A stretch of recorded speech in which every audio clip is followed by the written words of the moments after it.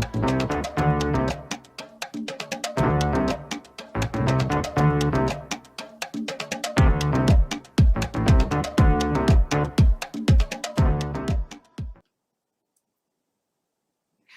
and welcome to Conversations with OLA.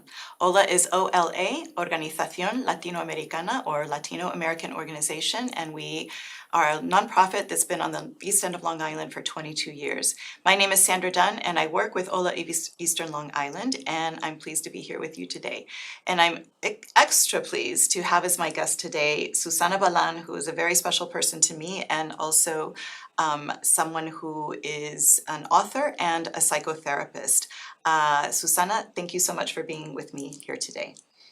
Oh, thank you for inviting me here. It's very important for me to, because I have been just thinking that you are the person that allows me to understand myself here in this country. So, even though I'm not a psychotherapist at all. No, but you are, how do you say it, doula, partera? I'm a midwife. You are the midwife that helps me to put outside my ideas.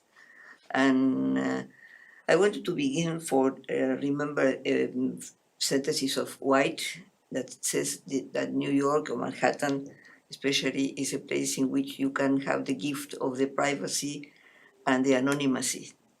And yes, it's true, but at the same time, because if you are so alone sometimes, or so private in your world, you need someone that understands you, and you were the person that make me to understand myself and understand me. So thank you very much. Thank you, Susana. Thank you. And so, Susana, you and I have collaborated successfully, and it's been for both of us, I think, a beautiful collaboration for the past 5 years on one of the books that we'll be talking about a little bit later today in the show. But this has been a very special collaboration for us as you have developed your ideas more and concretized your ideas more about the link personality, which again we'll talk about in a little bit. But first, let's just get to know you a little bit. And so obviously you are from Argentina, and you have your own experience of migration, which is I think a fairly unique experience. So why don't you talk with us about that? Well, yes, my story of migration is a long story of migration. My first migration was when I was 10 years old. I migrated from a province, the north province from Argentina, from the north of Argentina, a very, very poor province in Argentina, to the city, to the capital, to Buenos Aires. But even in the province, when I was born and raised until I was 10 years old, I feel myself very uncomfortable because it was a kind of a lot of diversity, but diverse social class diversity, ethnicity diversity, cultural diversity. So I didn't fit in with any kind of groups there when I was at the school. When you went to Buenos Aires? No, no. I did first in my first experience living in El Chaco. Oh, in Chaco, in your hometown. Chaco, because I went to a school in which my colleagues, the other girls, were children from immigrants from Ukraine or from Russia or from Polish or from Italy or from Spain. I see. And at the same time, there are also children from the native from indigenous peoples. Indigenous people in Argentina. And at the same time, myself and the people from my social group, my father was the pharmacist in the city, so I belong to a kind of professional middle class people, but it was all together in the same school. Yes. And so I didn't understand anything. It was a very, very complicated feeling of who am I in the middle of the diversity. In these conditions, I migrated to the capital, to Buenos Aires. When you were a young adolescent, right? When I was 10 years old. And this was worse because I came with the feeling of not understanding myself or who am I, with the feeling that they don't understand me because I the Spanish from the province is different from the Spanish from the capital. So sometimes they didn't understand me and I didn't understand them, and was a kind of complicated situation. Yes. I remember in this migration was very difficult because I have a teacher that for some reason loves me and liked very much me. So they introduced to the school, she asked me to be in the front of the class and asked the girl, you have to be friends of this girl because she is a very beautiful person. So imagine that the girls hate me. Yes, The yeah. consequences Not of that. not an easy way to enter into your new life in Buenos Aires schools. So Yeah. it was very, very, very painful for me the first years in Buenos Aires. I beginning to be a little better in the secondary school, in not the college, before the high school. Mm-hmm. But in the high school, the complications with politics, because my father was a kind of activist against the Peronismo, and was in the middle of the Peronismo area, and it was very difficult for me because I have to not to talk about the stuff that my father wants me to talk in order to be denounced in the politics, etc., etc., etc. So I have another complication in the high school. So you were surrounded by people. The majority of people were Peronistas. No. At that moment, no, but you cannot talk. I see. I No, see. So no, your no. father was anti-Peron, and other people were too, but still people had to remain Yeah, silent. No, in this moment, I belong middle class professionals, people, etc., in Buenos Aires already. But you cannot talk. You cannot talk because the persecution was very severe, and we have people that were tortured and was murdered and etc. So and I know that. So as a teenager, Yes. so this was very difficult. And after that, well, my life beginning to be a little better, and I continue studying and working and etc. When I was 35 years old, I need to migrate for the second time now, yes, to Rio de Janeiro, to Brazil, because I have patience at that moment that was very a commitment with the fight against the military government In in Argentina. Argentina.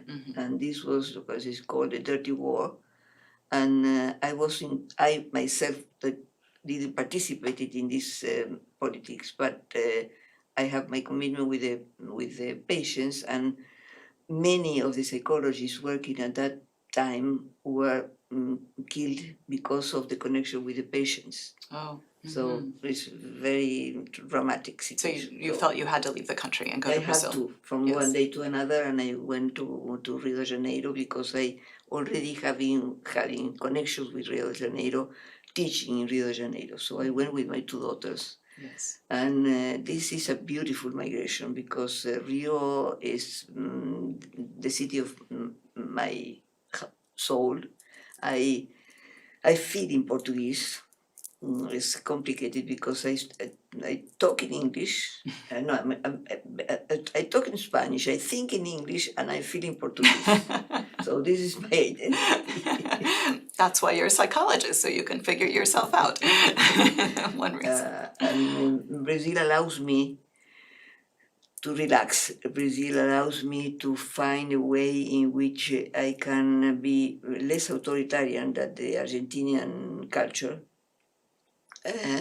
and be much more in connection with the nature and the alegría de vivir, with the joie de vivre, with the joy to be Of alive. living. That this is not something that's happening in Argentina.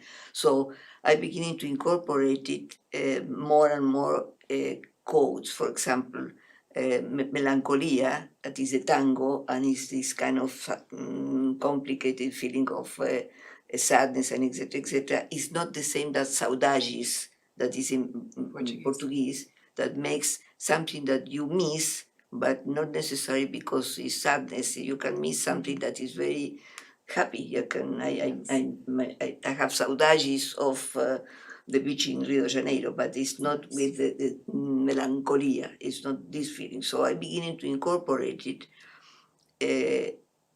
Those feelings. Not the feelings, much more than the feelings, Sandra, was important because my whole head, my whole way to think changed, like a kind of a boom. And I beginning to understand that when you uh, feel the other's feelings from other people and understand in your body what happened with that, you change your way to think. And this is something that I thanks very much to the Brazilian culture because allows me to look at the world in a different perspective, completely different. So So this was, interesting. this Yeah. was fantastic for And me. so then you spent time in Brazil, you went back to Argentina for I a spent 10 time. years in Brazil. I educated, I raised my daughters in Brazil, so they are completely Brazilian, even though they speak perfectly Spanish. But by heart they are Brazilian. Yes. One of them continued living in Brazil, as a matter of fact, and the other is an anthropologist that is specialized in Brazilian culture. So continue. This is Brazil for us is really a Home. kind of identity for election. When I met again my current husband, that I had a connection with him when we were 20, and I said no to him, which was my mistake. We met when we were in the 40s, and we are together now for more than 45 years. So it's I came back to Argentina, to Buenos Aires, because he couldn't leave Argentina because of the divorce situation, this kind of thing. So it's the third migration. I had to reinvent myself completely because I don't belong to the people that if you migrated, you migrated. You are not, you are or you are not. It's coming back to the country of origin is much more difficult than going to the country of a new country completely different. So Yes. from Buenos Aires, my husband received an important offer from working here in the United States, and he wanted to come here, so I came with him with very difficult situation because I didn't speak English and I didn't understand the American culture. My husband studied here, so it was another adaptation, another learning experience For you. for me. That the reason because I quoted this a white quote about the gift of privacy and anonymity. Anonymity. It was the gift for me that I received from Manhattan to living in New York because I can invent it myself out of the way in which I have to behave if you belong to a group in Argentina, if you belong to a group in Brazil, or even if you belong to a group in other parts of United States. You Right. can invent yourself putting together different part of your identity. So this is the reason because I began to work with linked personality. I found here in Manhattan my clients beginning to be more and more a kind of people that they are very successful professionally speaking. They are very successful. One of them, others not so far, but in families and romance and relationship. But they feel themselves inside themselves that they don't fit in. The feeling that they don't fit in make them feel very uncomfortable with everything. They can be in any kind of groups and in any non-groups, like a kind of, they can behave like intellectuals, or they can behave as bohemians, or they can behave as artists, or they can behave as hippies, but they are neither artists, neither hippies, neither bohemian, neither mainstream. So these situations that you can uh, kind of fit in with the feeling that you don't fit in. So being in between. So Being- Link is an in between kind of identity. So you have in this book that you've been working on for 5 years, and that I've helped you as the midwife. The book is No One Is to Blame: Is Your Challenging Child a Link? And it's just been published by IP Books. It's available through ipbooks.net or through amazon.com. And so in this book, this particular book is a focus on how to help parents better understand what the parents and what teachers and others might call a difficult or challenging child, right? And there are many difficult or challenging children that that can be called links. And link is a term that you coined, and it's a completely original concept that you have for a certain kind of personality type. So if we're thinking about adult links, then you've talked about this in between space, so that adult links and children, you know, younger links and adolescent links would feel themselves to be kind of in this in between. Many identities, but no identity. Many places, but no place. So can you talk about that a little more? Yeah. I insist that this is the gift that Manhattan gave with me. This is my last book, and is the synthesis of my almost 60 years of experience as a psychologist. But the moment in which I began to work with these concepts was here, because here I find people that decided to leave their countries, leave Argentina, leave France, leave different kind of countries, including leave different provinces from United States, and beginning to invent themselves here in Manhattan. Okay, so which I found in all of them was the feeling that they have a lot of problems to take decisions, like a kind of this is good, but this is also good. Yeah. And this is this you have right. I agree with you, but also I agree with you. So to whom I agree? Who am I? Politically speaking, socially speaking, an opinion about the film or about the book or these kind of things. I can understand different point of view, but I don't know exactly what is my point of view. I cannot defend myself very strong, or the adolescents. What happened with the adolescents is because they don't have the capacity to explain why they think that this is correct and this is also correct. They use the resources of fight, that is also exaggerated an opinion, in order to feel that they have an opinion. But it's not true that they have an opinion. So this reaction of fight that adolescents have, that teenagers have, that's then because they feel insecure about what they think. They don't know what they think, so they sort of take this strong stance, even though they don't feel that strong inside of themselves. They say, I have this opinion, but they don't necessarily feel that opinion, but they feel the need to exaggerate how strongly they feel it so that they can have a voice, express their position. Yeah. Is it something like that? Yeah, it's something like that, and this is very difficult for teenagers and for adults, because if you have exaggerated an idea that you are not very sure about that, you cannot allow yourself to learn the difference, and you cannot recognize that you are doubt or you are afraid of something or these kind of things, because you have to amplify your assertivity in these kind of things, which doesn't allow you to find your own truth. And this is something very important, because I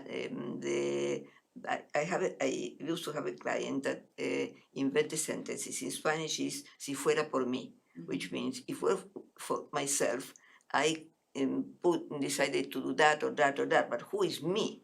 So because you have many me's, and in which way you can recognize what are the me that is taking the decision that is really relative to your own truth. This is very important, because the children's link and after that the adults link has this problem, as I told you, about the loyalties. The loyalty because they identify with the truth of my mother and the truth of my father, or the truth of my family, and the truth of the culture in which I am living, that is not exactly the same culture of my family. So what is the truth in which really I can stand up and feel comfortable and feel that I am myself? Yeah, so Okay. which is my own truth versus my Yeah. mother's or my father's Yeah. or my Yeah. family's versus the Yeah. cultures.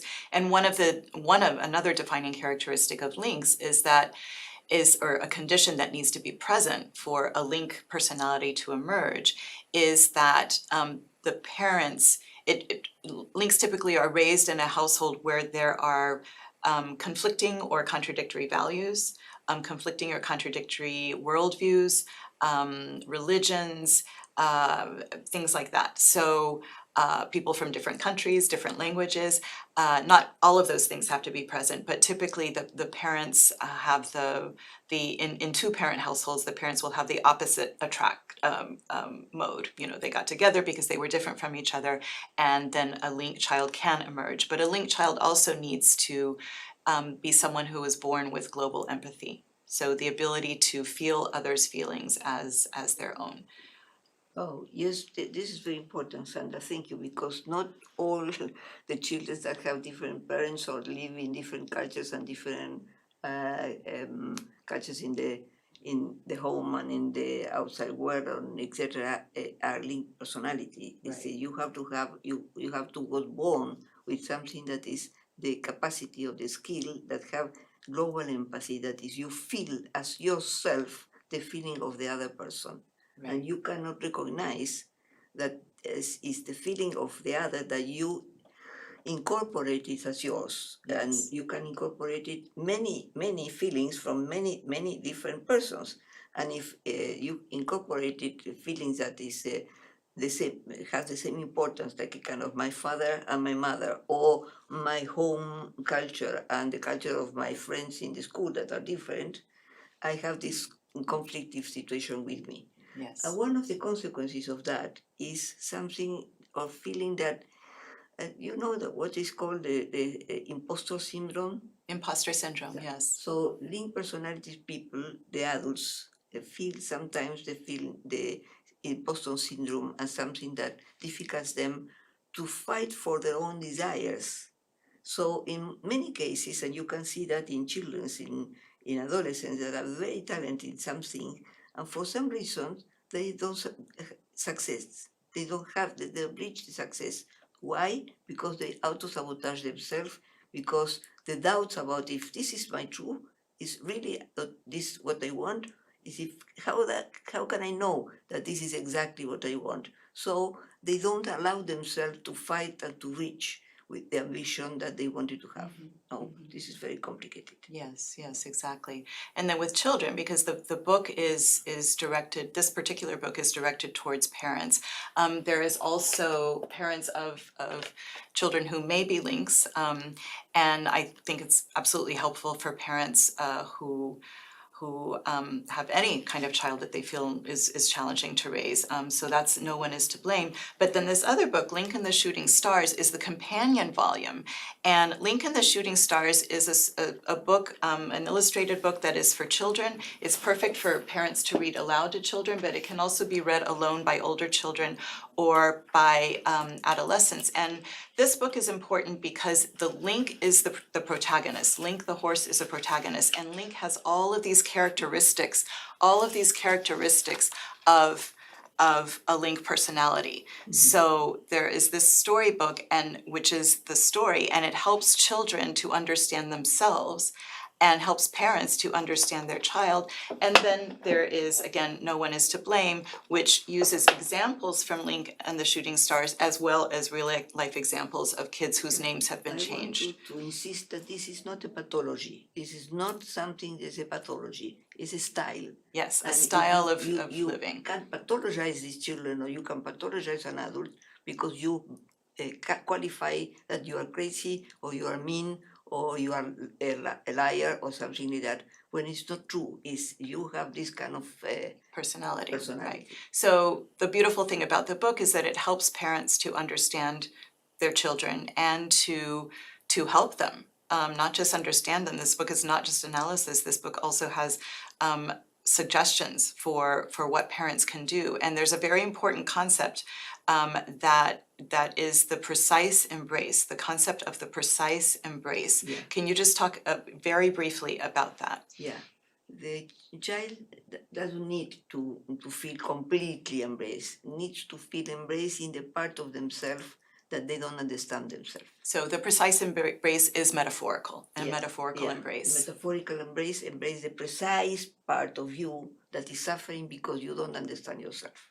So it's for example, could it be when your child is hurting, clearly hurting emotionally, but you you can't necessarily figure that out, but you might say something or do it, make a gesture, a literal embrace, hug the child, or whatever it may be that you do, or the words that you say, that then allows the child to feel, I'm understood. My mother, my father, my teacher has understood me, and I can feel calm. I can feel at peace. And then the child, you've reached the child in the child's most vulnerable place in that moment. Mhm. Is that Yeah, it's exactly that. okay? It's exactly Okay. that.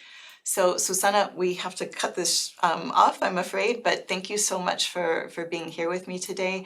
And again, it's been such a pleasure to work with you for 5 years on this book. And we will be presenting at Susana and I will be presenting at the West Hampton Beach Library on November 12th at 2 p.m. We'll be talking about the linked personality. It will be a presentation for adults, for parents of children who might be more challenging to parent, and we look forward to seeing you there. So thank you so much, Susana, and thank you to everyone for joining us today. And until the next time, I'm Sandra Dunn with OLA. Thanks.